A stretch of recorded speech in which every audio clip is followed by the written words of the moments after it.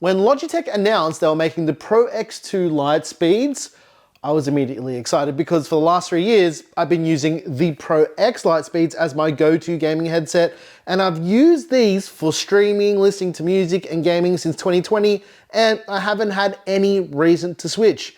The thought though was, when the Pro X2s are new, then they just had to be better than the original Pro Xs. Is that the case though? First off, let me make something clear. I'm not one to talk about something until I've truly put it through its paces. So consider this a little bit of a catch-up lesson on the Logitech Pro X2 Lightspeed headset. I've been using these for quite some time, but for some context though, Logitech makes every PC and console peripheral you can think of plugging into anything to do with your gaming PC or your console. And this can sometimes be a little bit of an issue in such a crowded space, but compared to other Logitech products or even the Astro stuff that Logitech now owns, spoiler alert, the Pro X2 Lightspeed headset stands its ground quite well. With a couple considerations. The headset itself carries a good weight. They're not too heavy and the padding makes you forget that you're wearing them. Long sessions won't give you a headache, and even if you have a big old noggin like mine, these are very, very comfortable. When it comes to the build quality, again, like the original Pro X's, top marks here. The ear cups are adjustable in every way you can imagine, with rotation now added to the ear cups, which they didn't have before. And yeah, this just makes it fit any size head because it can kind of adjust to every angle of someone's head. Both the headband and cushions rock that premium feeling leatherette material that we saw with the original Pro X's. But the white finish on this one here, I mean, they come in black as well. I don't know, they just look kind of classy. The Pro X2s strike that balance between stylish without being overly flashy. Over on the left ear cup, there's a connector for the mic, a Bluetooth pairing button, that's new, USB Type-C for charging or for wired use, a microphone mute toggle button, a volume wheel, and a power switch with an integrated power light to let you know that you're up and running. On the right ear cup, there's a 3.5mm connector, so you can connect the Pro X2 to any device that has a regular headphone jack. That's also new. Sound-wise, it's all about these new 50mm graphene drivers that have a frequency response of 20 Hz up to 20 kHz with an impedance of 38 ohms, and that's up from the original 32 from the Pro X. They feature virtual surround sound, as with most headsets that you'll find these days. The mic is a 6mm cardioid electret condenser rocking a frequency response of 100 Hz to 10 kHz with a unidirectional pickup. Let's have a quick listen to some of the Blue Voice presets so you guys can get a little bit of an idea as to how much it doesn't help with this headset. We'll just go through a couple of these presets. So this is the AM preset. Bass boost, for some reason, I don't know why you'd want more bass in your voice. Broadcaster 1, which is where we started. Broadcaster 2. This is okay. Classic radio preset. Then we've got the crisp and the warm preset. As well as that, we've got the FM preset. High voice loud. Look at high voice loud, hi. We've got the high voice soft. I don't know how any of these are sounding right now. I recorded the low voice loud. Then we've got the low voice soft. And lastly, the warm and vintage. This is almost the same mic as the original Pro X, except the boom is slightly shorter and the capsule is slightly larger. But as for mic quality with voice chat and none of the Blue Voice stuff turned on, as far as what people have told me in Discord and being on voice calls, the Pro X2 Lightspeed sound a little bit better overall. With Blue Voice enabled though, it apparently brings the voice forward into the mix. That's not to say it's a good thing though, because the voice quality on both the Pro X and the Pro X2s are not that good.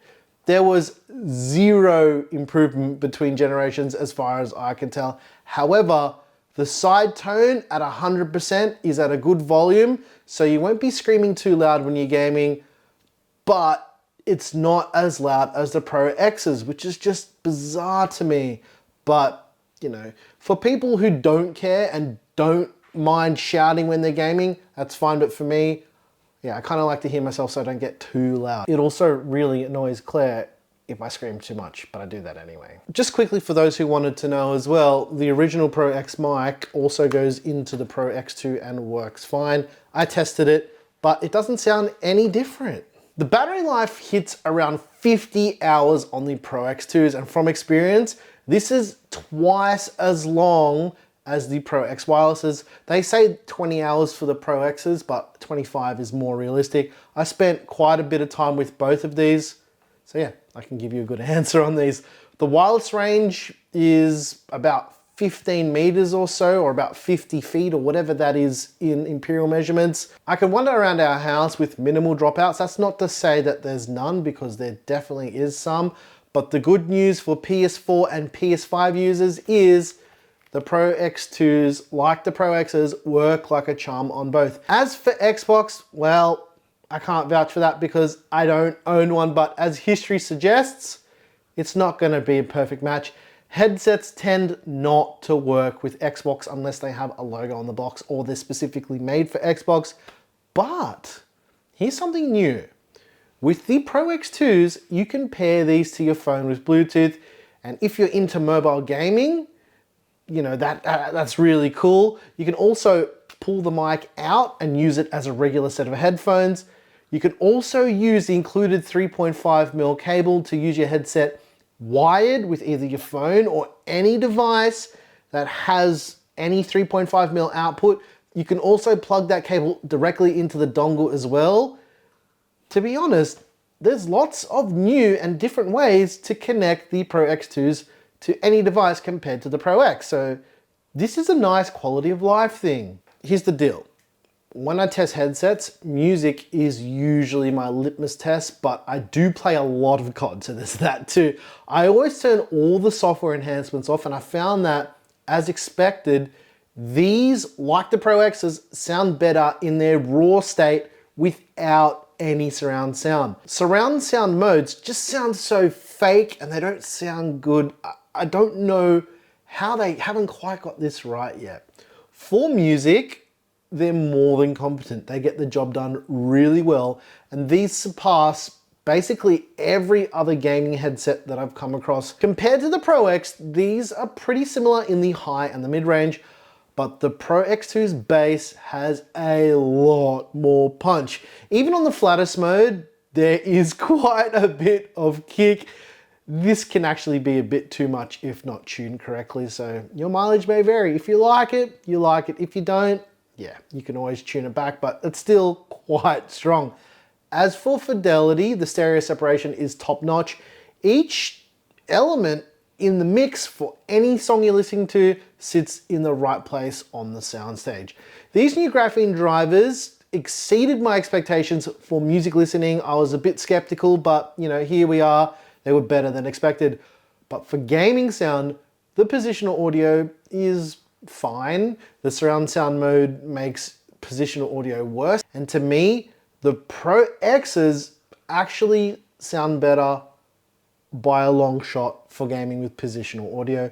And the reason is, even if you EQ the bass or change the preset, the bass is still quite overpowering when you're playing first-person shooters, and that's typically what I play. Again, this is super subjective though. Some people like it bassy, some people don't. For long gaming sessions, too much bass can cause a lot of fatigue, so keep that in mind. Which brings us to the next thing. The comfort of these during long extended sessions. Here's where the Pro X2s shine. Most times, like the Pro X's, I forgot that I was wearing these, and that's a testament to their comfort. The new ear pads are quite comfy. The ear cups on my Pro X's are more comfortable because they're old and worn in. So, no camera tricks here. This is the pair I've been using for 3 years. This is the pair I've been using for review. I've got two brand new pairs here that I basically just cut the seal of the boxes off.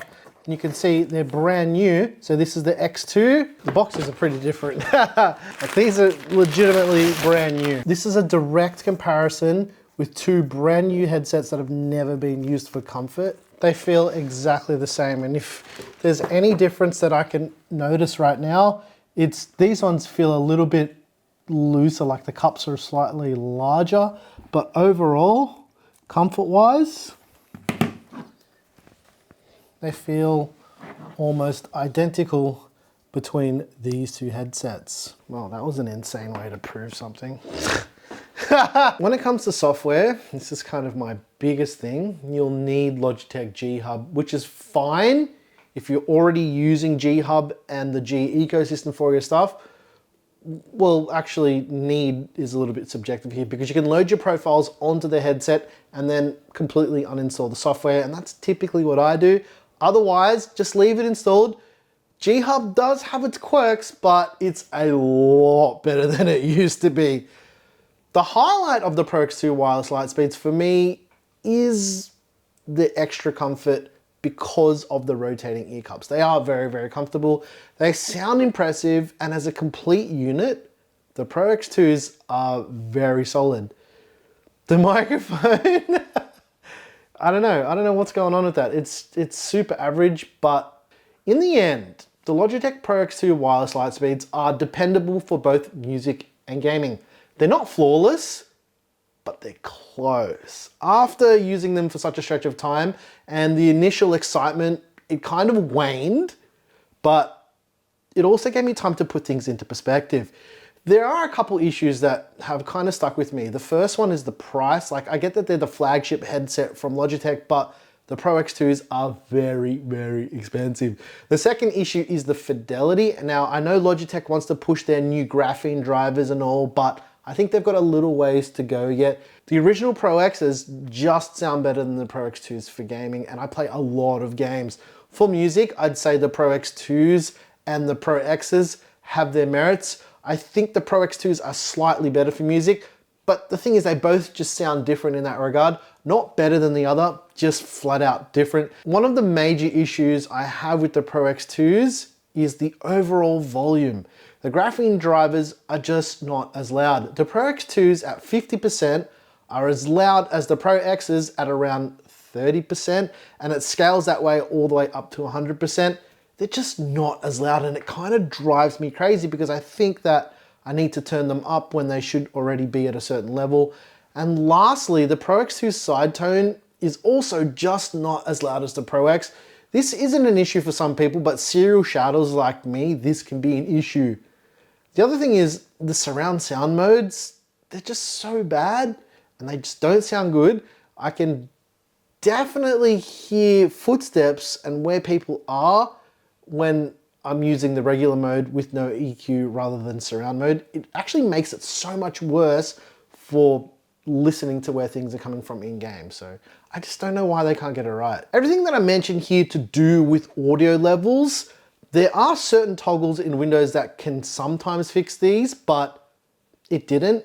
And I also encountered the same issues in macOS. The Pro X2s overall just are not as loud, and it kind of drives me mad. Again, this might not be an issue for some, but for me, this is a huge problem.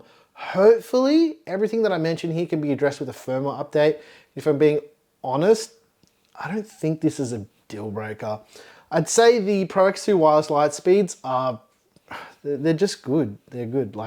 And the thing is, when we review these headsets and like tangible products like headsets that you have to listen to yourself, I can't capture that sound experience, and it just doesn't make sense. All you're listening to is what I'm saying about a product, and whether or not you take that on board is completely up to you. And everyone has a different experience when you're listening to stuff. The Pro X2s are solid.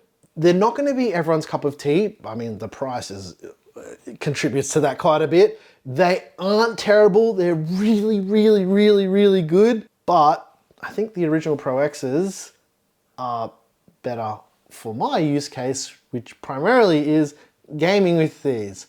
But if you're eyeing the Pro X2 wireless Lightspeeds, they're currently priced at around 249 USD or around 449 Aussie dollars at the moment. That Aussie price, those things. It's so expensive. But what you're getting is quite compelling.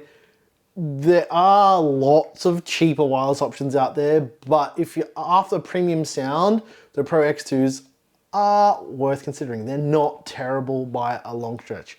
I like them, but here's the best bit though.